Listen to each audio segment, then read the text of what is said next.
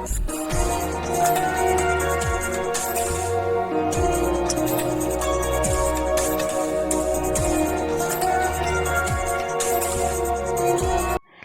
friends.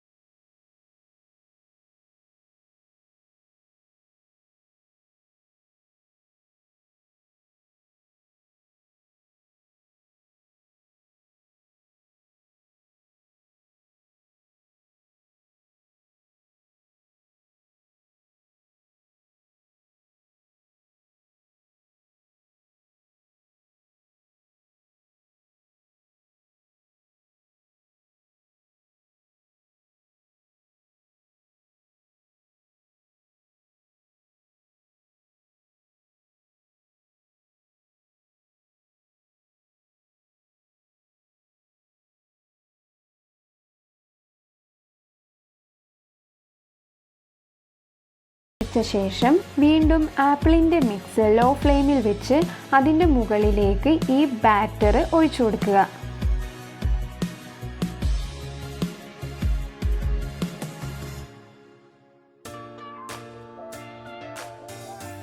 എല്ലാ സൈഡിലേക്കും batter നന്നായി സ്പ്രെഡ് ചെയ്ത് കൊടുക്കുക.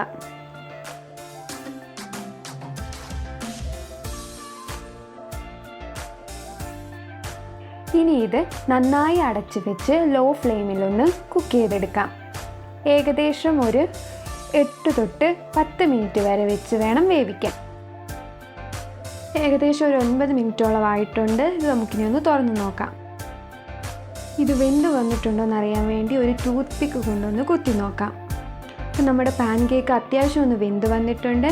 ഇനി ഇത് ഒന്ന് തിരിച്ചിട്ട് വീണ്ടും അടച്ചു വെച്ച് 3 മുതൽ 4 മിനിറ്റ് വരെ ഒന്നുകൂടി ഒന്ന് വേവിച്ചെടുക്കാം.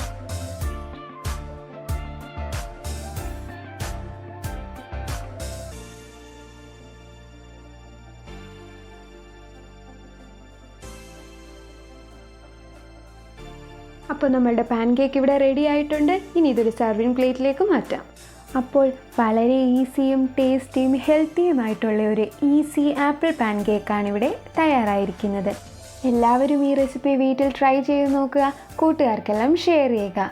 നമ്മുടെ വീഡിയോ ലൈക്ക് ചെയ്യുക, കമൻറ്റ് ചെയ്യുക. ഒപ്പം നമ്മുടെ ചാനലൊന്ന് സബ്സ്ക്രൈബ് കൂടി ചെയ്യുക.